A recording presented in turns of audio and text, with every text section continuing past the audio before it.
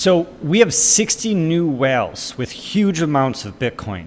We have more people with access to purchase Bitcoin than the total number of Bitcoin that are ever going to exist. As Adam White has recently said, we're about to experience a revolution in cryptocurrencies. Let's discuss.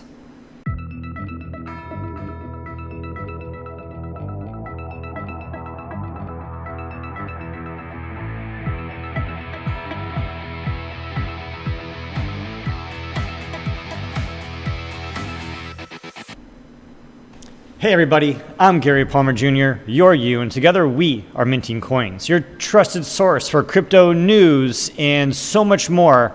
Thanks for showing up. Thanks for sticking around and checking out what is going on. So there's a lot that we want to get into. There's a lot that we want to show you. And the first thing that we want to point out is that we've been looking at this chart for a long time. This is a chart that we have up that we look at, I would say, at least once a day, just because it's interesting to see the big moves that are happening out there. You know, we have these different tools that are showing us when people are moving large amounts of Bitcoin or accumulating small amounts and it's stacking up. And so the last time that we looked at this chart, we had 1,526 Bitcoin addresses that had between 1,000 and 10,000 Bitcoin, and 121 that had between 10,000 and 100,000 Bitcoin. And if we look at the updated chart, it's increased from 1526 to 1586. We have 60 new Bitcoin addresses that have between 1,000 and 10,000 Bitcoin. That's a huge jump in this bear market where so many people have been selling. You think the stacks would be going down, but quite the opposite. For the people that already have huge stacks, those stacks are simply increasing. But it's not just the folks that have between 1,000 and 10,000 Bitcoin, but it's also the addresses that have between 100 and 1,000 Bitcoin. So we used to have, what do we have here? 14,828 Bitcoin addresses that had between 100 and 1,000. And now it's increased from 14,828 to 885. So again, we have a huge jump there as well with the number of Bitcoin addresses that have over 100, over 1,000. And when we look at the number between even 10 and 100, there used to be 132,000, 284, and that's increased from 284 to 908. So even the number of addresses that have increased in Bitcoin, like everyone that has had over 10 Bitcoin, the number of addresses with over 10 Bitcoin has simply increased every week over the past few weeks. And I bet if we were tracking this month by month, then we would be seeing this increasing month by month as well. And what we are also looking at is Whale Alert. And in Whale Alert, if you aren't already following Whale Alert on Twitter, it's twitter.com/whale_alert. And it's what it is live tracking of these very large crypto transactions to and from different wallets and different exchanges. And we could see just a couple hours ago, we had a huge Tether transfer. 50 million USDT were transferred from Bitfinex to the Tether treasury.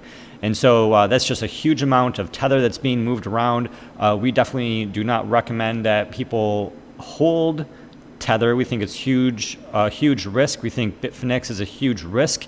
We see all of these other stable coins coming out on the market, and there's a diversification of the stable coins that are out there because a lot of people are expecting, if you aren't paying attention, a lot of people are expecting Tether, both Tether and Bitfinex, to implode and to essentially destroy themselves just as BitConnect did before the end of the year. And so having Tether is risky, using the Bitfinex exchange is very risky, but beyond that, we see that there's huge amounts of money that are always being moved around, and this is just very, very interesting.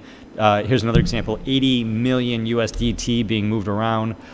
It's a lot of Tether, but we just see these other huge transactions, 900 Bitcoin, 28,000 Ether being moved around from an unknown wallet to Gemini. Here we have 220,000 Ether. That's a ridiculous amount of Ether. $46 million being transferred from an unknown wallet to an unknown wallet. Really interesting stuff to see this amount of money out there, this amount of money flying by. Speaking of money flying by, this was a really interesting one. I think there's a couple articles out about this. Somebody moved almost 30,000 Bitcoin, 29,999 Bitcoin BTC, approximately $197 million, almost $200 million transferred from an unknown wallet to an unknown wallet. You can check out the transactions here. It looks as if it's maybe just one person's wallet to their own wallet. They just moved a fraction of a Bitcoin over for some reason, or made a small payment. But when we look at it, what's really interesting is that out of this 30,000 Bitcoin, this 29,999 Bitcoin, the cost to move this Bitcoin was just 10 cents, about 1,500 Satoshis, or 10 cents at the time. Normally, just so you guys know, if you have $1 million, and if you want to move $1 million from one spot to another spot using banks, from what we understand, that's going to cost thousands and thousands of dollars, maybe over $7,000 to $10,000 to move just $1 million. And here's an example here of someone moving $200 million for just 10 cents.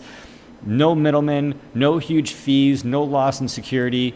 Some would say it's faster, more secure, safer, cheaper, and by all accounts, by the evidence presented right here, that seems to be the case. So before we get into some of the news, there was this one tweet that was out there by TikTok by Bloomberg. And so talking about how the cryptocurrency industry is using more energy than all of the world's electricity vehicles, according to these researchers. This was some sort of study that was done by Bloomberg New Energy Finance. And then what was really interesting that people pointed out, that a lot of people noticed, is that this ad, this is essentially an ad, it's being promoted, TikTok by Bloomberg, but it's being promoted by American Express. And so American Express is putting it out there, this FUD, saying bad things about Bitcoin, while at the same time we know that American Express is involved in blockchain. They are involved in learning more about the technology and figuring out how they can implement the technology. And so it's just really interesting that we continue to see this FUD. We're going to, the FUD isn't going to stop. There's going to be a lot of fear. There's going to be a lot of uncertainty, a lot of doubt, especially as we shift from a bear market into a bull market. The bull market is coming. We don't know when that bull market is coming, but what we do know is that, typically speaking, based on market cycles, what the data shows is that the longer the bear market is, then the longer the bull market then plays out. Typically, these bear markets and bull markets aren't as long as what we're experiencing right now, but we are expecting a shift. We do know that we're about 18 months, maybe less, from the next Bitcoin halving happening around May 23rd, 2020. And so, we're just a year away from May, right? And so we're at the end of 2018, and it's just right around the corner. We're going to see a run up. I'm sure all the traders are expecting to run up that Bitcoin stack before that happens over the course of the next 18 months, and then they're probably going to expect to sell it at some all-time highs. And don't get caught up in that game. Just buy and hold. Don't look back for 10 years, and we are going to explain why. So looking at one of the important pieces of news that we wanted to go over today, we have Fidelity Investments announcing to its 27 million customers that they're going to have a way for them to hold and store and trade digital currencies. And so Fidelity is getting into the digital currency game, and that might not be a true statement, because Fidelity has been in the cryptocurrency game for a very long time, as we have been pointing out. And so speaking of Fidelity, they currently manage $7.2 trillion. All of cryptocurrency is just $0.2 trillion. So, you add another $7 trillion on top of that, and that's what Fidelity currently manages. So it's currently the fourth largest asset manager in the world, and it's the leader in the United States when it comes to 401k retirement savings plans and 403b for nonprofit institutions. So what's going on here is that Fidelity Investments has just revealed that they're going to be having this new product, this new service called Fidelity Digital Assets. And it's going to be focusing strictly on the cryptocurrency investments, making it one of the first crypto custody clients that have been revealed to the world and for institutional capital, for them to get involved in cryptocurrency, really removing one of the huge barriers to entry for a lot of the money that's just, bored sitting around the stock market, bored sitting around the traditional financial vehicles, and they're just itching to get into Bitcoin, itching to get into cryptocurrency. And what Fidelity is doing is walking this line between respecting Bitcoin, respecting why Bitcoin is here, respecting its history, respecting its existence, getting involved in the core of the project, of the core of the people, and really becoming part of the infrastructure in terms of the people, the processes, and the overarching infrastructure of the hardware and the software design. They're becoming part of the decentralized infrastructure of Bitcoin. And so, as noted, they've been mining, Fidelity specifically, through their CEO, has been mining Bitcoin, for quite a while now. And what is interesting, what we mentioned at the top of the show, is that with 27 million customers, they have more customers than the total number of Bitcoin which will ever exist. And so all of their current customers will never own one whole Bitcoin. And so if you are getting in the game now, if you own 0.01 or 0.1 or 1, or if you own a 0.21, right, then you're going to be having more Bitcoin in your possession than the average person across the world. And that's going to help put you in a position to utilize technology as the developers and people and our culture starts using the technology that's going to be brought to us, right? Once we have this Netscape moment that a lot of people are talking about, once something is built on blockchain that can actually be usable, then people are going to recognize how interesting this is, how usable it is, and it's going to massively increase the adoption of other people wanting to get into blockchain. It's all going to be correlated. We're going to see a huge spike in the market, a huge release of multiple layers of technology. And we know that because all of these developers, all of these business folk, all of these managers and leaders have been laying down the infrastructure, building on the infrastructure, developing, integrating, interlacing all of these pieces and components for people to have value, for people to see utility, and for this market to exponentially explode. And so with that, from Fidelity to Bakkt, Bakkt again is owned by ICE, the Intercontinental Exchange. They also own a New York Stock Exchange. Bakkt has hired Coinbase's Adam White, and Bakkt's CEO says a cryptocurrency revolution is coming. So not only have they been really pressing this Adam White news and him joining Bakkt from the Coinbase team, seeing these blockchain financial professionals, right? These financial professionals who have already, gone full Kool-Aid into cryptocurrency are now joining the larger institutional players. Now these larger institutional players want to get into the game and are recognizing and hearing back from their friends and family that this cryptocurrency revolution is very, very interesting. And so they're just simply openly stating, based on what ICE has done in the past in the energy market across the 2000s, made a lot of people rich, destroyed a lot of other people, but it made a lot of money for the industries. And so they're taking the playbooks from before the internet days, the playbooks of before from the energy days, the playbooks of before from telecom and computers, and they're applying that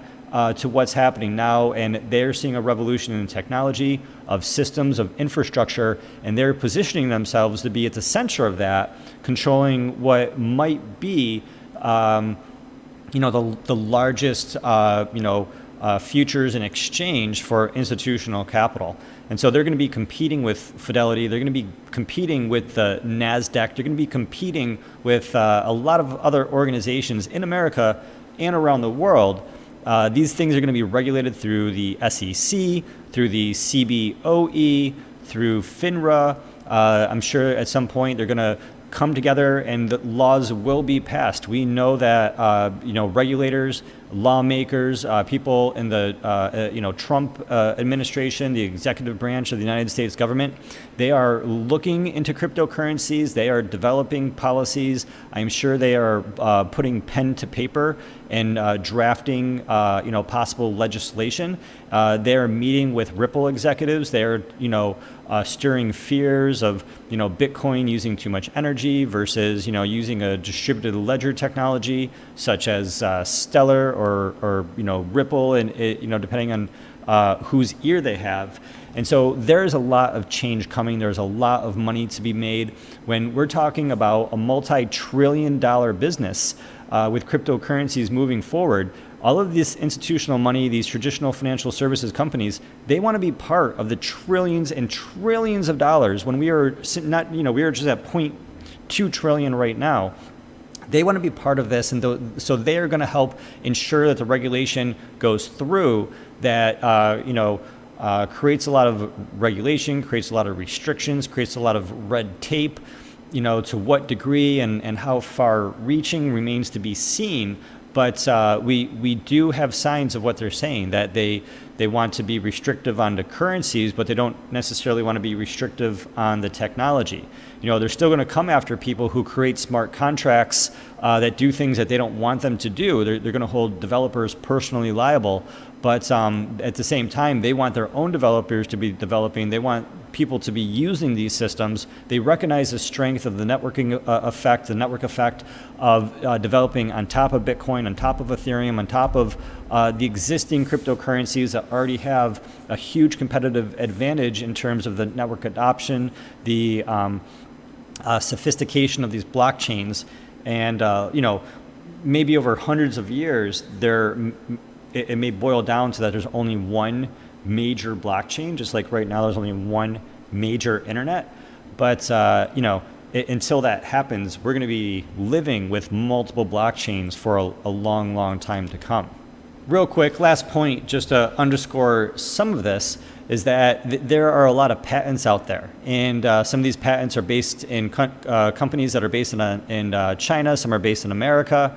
But there's corporations all over the world that own lots of patents. And while these patents can be secretly incorporated into open source blockchain technology, they will create restrictions between which companies can do what with their centralized versions of their technology. Again, this is another reason why the open source public blockchains are really more interesting and more enticing, because anyone can be a part of them, and the more true decentralized nature that they bring forward. But with that being said, we just know that there's this race happening. We know that these companies are jumping in to with both feet to be part of what is happening. We know this institutional rush is coming into the space. Nasdaq and Fidelity's recent announcements prove that cryptocurrencies will not be going anywhere anytime soon. This is a quote here from Akbar Thrabhani, the CEO of SFOX, Crypto Prime Dealer. And just goes on to say that the crypto digital asset services focus on cryptocurrency custody, cryptocurrency trading, doing this for enterprise clients. And this showcases their commitment and interest that they're seeing from their clients, and and the profit potential that Fidelity is then going to make, that Nasdaq is then going to make, that Bakkt and ICE and the New York Stock Exchange is then going to make by including cryptocurrency into these 401ks, including cryptocurrency into the pensions, including the cryptocurrency into these family trusts, and all of this huge amount of money that's just being thrown around. They all want a piece of this. They all want a chunk of this. A lot of them are afraid of what's to come. And with that being said, I think you know what's happening. I think you know what the writing on the wall is, and this is a revolution around us. Just like Bakkt is saying, just like a lot of people have been saying for a long time. This has been seen since 2008 by Satoshi Nakamoto, and this has been seen by lots of other people, even beyond that, what the opportunity here is, what the possibility is, what this means for each other, our neighbors, our community, our society, our culture, for decades and hundreds of years to come. What blockchain technology, with internet technology, with telecommunications and computer networks, what this is going to allow for future kids who aren't even born yet to be able to tap into these networks and to develop on top of these networks and to be able to use these as consistent systems that are going to be providing an infrastructure and foundations for whatever is to come. And, there is a possibility that those things are not good. There is a possibility for this technology to be used against our own best interests. And if that happens, or if it becomes more utopian, then that's going to be dependent on you. That's going to be dependent on me. That's going to be dependent on all of us coming together, having a voice, making our voices heard, running our own Bitcoin full nodes, running our own nodes for any of the other blockchains that we feel are significant and meaningful, putting our money where our mouth is, but more importantly, putting our minds where our money is, right? Really thinking about, really verifying, really building with other people for these projects that we believe in. So with that being said, I'd love to know, what do you think about the different projects that you believe in? What projects do you believe in? And what do you think about Fidelity and these different institutional companies that are going to be offering these services? With all of that, thanks for sticking around. Thanks for exploring this information with me. Let me know what you think. Subscribe, hit the bell icon notification, leave some comments if you have any thoughts. And until next time, I'm glad that together we are minting coins.